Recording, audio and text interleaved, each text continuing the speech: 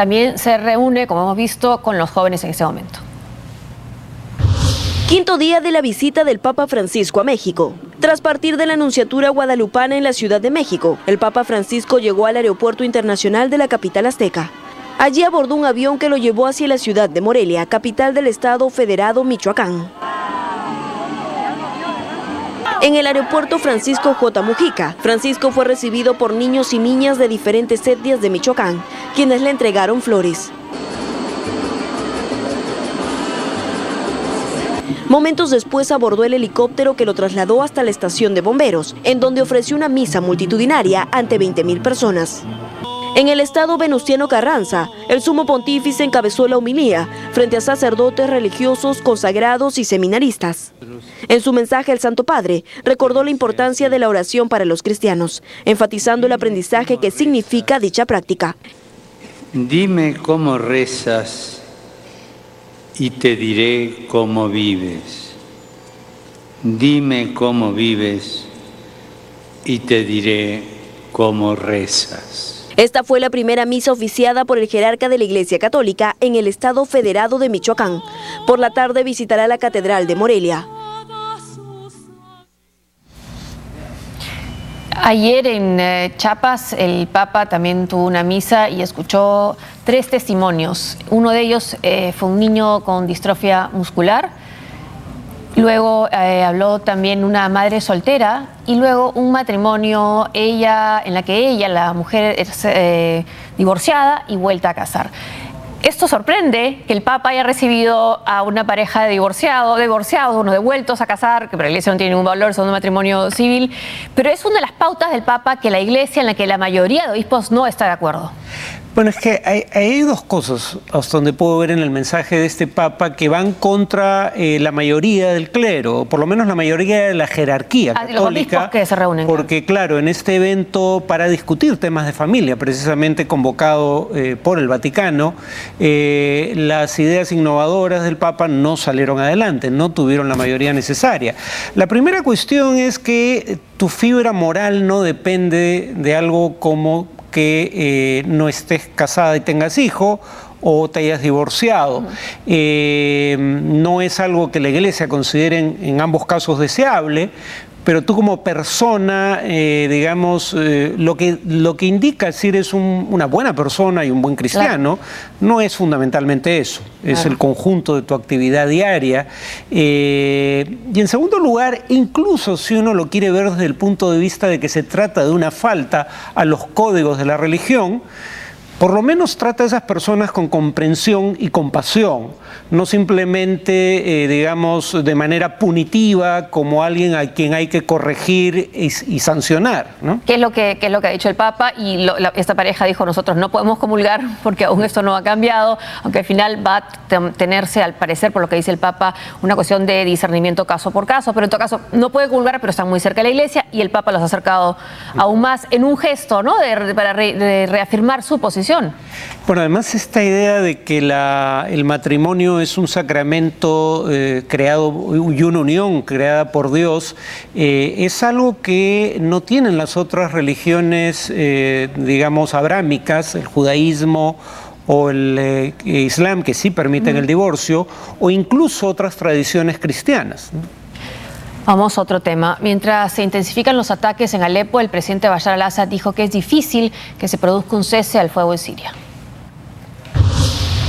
Las fuerzas del régimen sirio continúan avanzando en su ofensiva por recuperar Alepo. Esta vez tomaron varias localidades en el norte de esta provincia, según imágenes publicadas en redes sociales y que la agencia Reuters confirmó su autenticidad.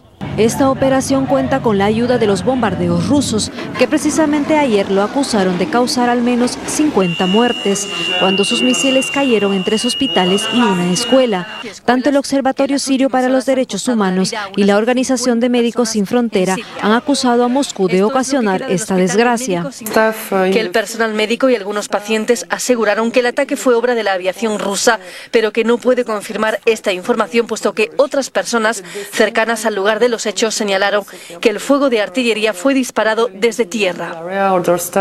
Por su parte, el portavoz del Ministerio de Defensa de Rusia, Igor Konashenkov, negó esta acusación y dijo que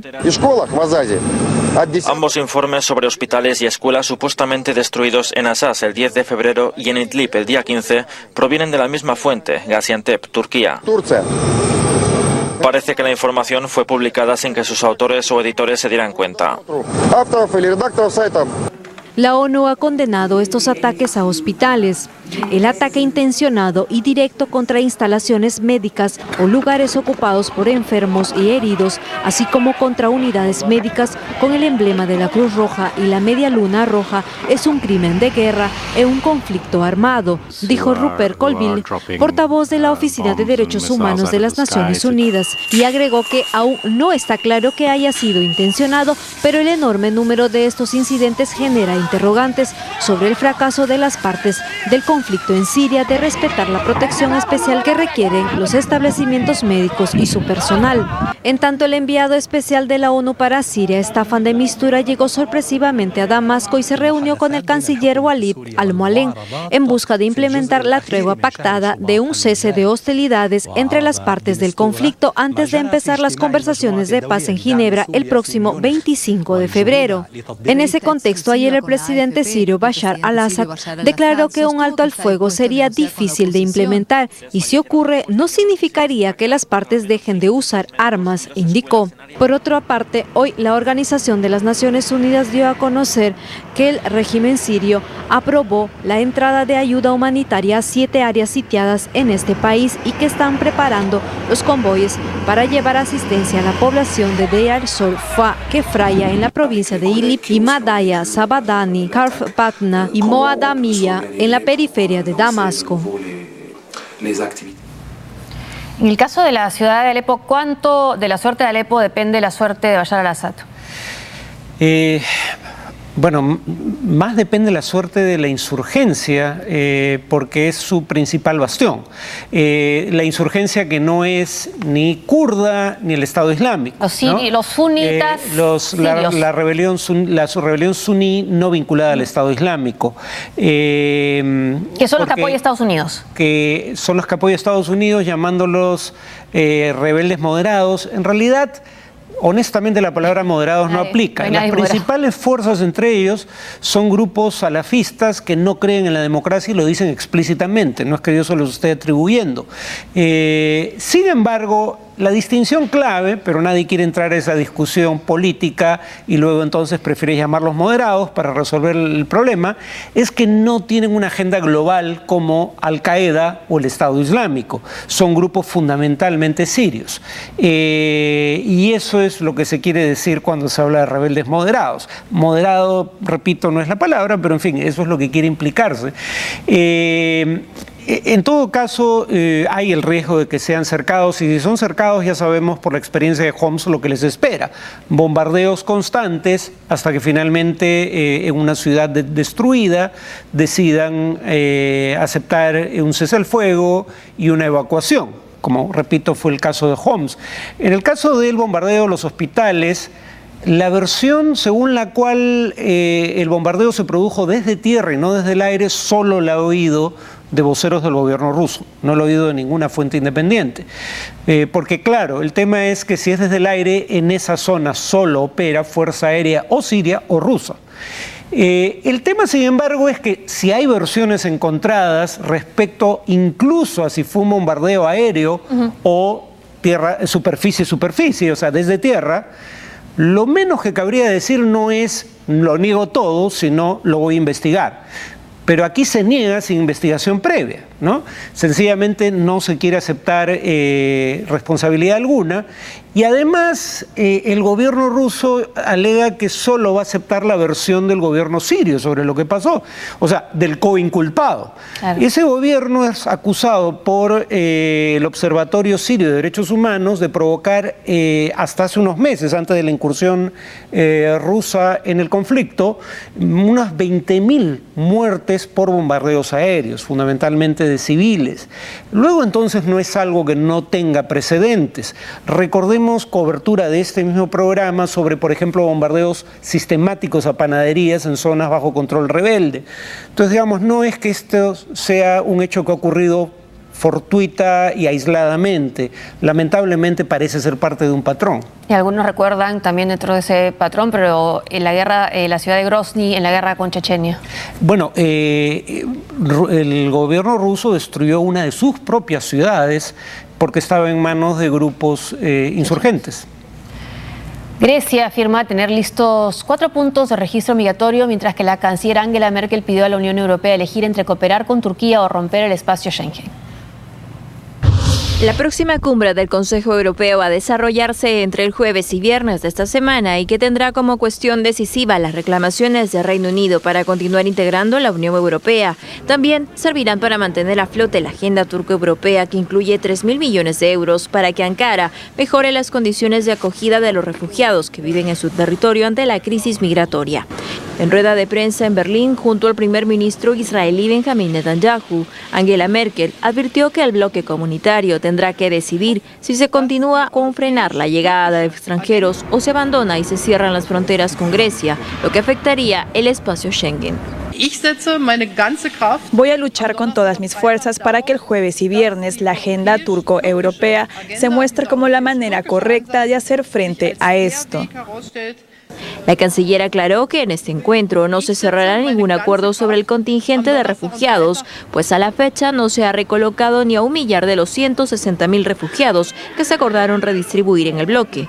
Mientras tanto, la Federación Internacional de la Cruz Roja y la Media Luna Roja criticaron la medida de algunas naciones europeas de sellar sus fronteras, calificándolas de actos inhumanos.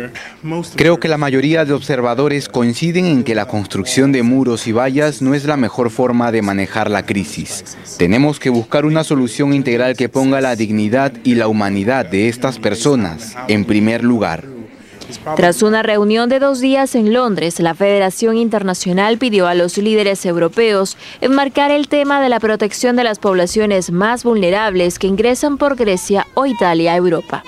En tanto, desde Atenas, el ministro de Defensa de Grecia, Panos Kamenos, anunció que ya tienen casi terminados 4 de los 5 puntos de registro de inmigrantes y refugiados ubicados en los llamados hotspots de las islas de Lesbos, Chios, Leros y Samos frente a las costas turcas.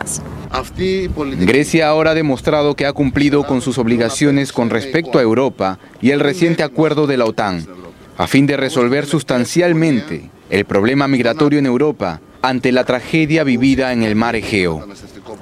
Debido a que una parte de la población se opone a la apertura de un centro de registro en Kos, Kamenos informó que la apertura de un establecimiento en esa isla estará lista en unos días. El gobierno griego de Alexis Tsipras fue duramente criticado por la Unión Europea por la lenta instalación de este tipo de establecimientos. A fines de enero, la Comisión Europea reportó graves deficiencias en el control de sus fronteras y concedió a Tsipras un plazo de 3 meses para arreglarlo. Caso contrario, Bruselas permitirá a los países del área Schengen controlar sus fronteras internas por un lapso de 2 años. Las columnas de ingreso a la sala de conciertos de Berlín fueron cubiertas con 14.000 chalecos salvavidas que el artista chino Ai Weiwei logró recuperar de la isla de Lesbos y que pertenecen a los miles de refugiados que llegaron a Grecia. Los chalecos en color naranja fueron colocados en un intento por llamar la atención sobre la crisis humanitaria de los refugiados. La presentación, ubicada en la céntrica plaza, recibirá el lunes a los invitados, este lunes a la Gala de Cine por la Paz, iniciativa que, coincidiendo con la Berlinale, entregará un año más sus premios a las películas con contenido social, crítico o humanitario, en lo que Weiwei será presidente de honor.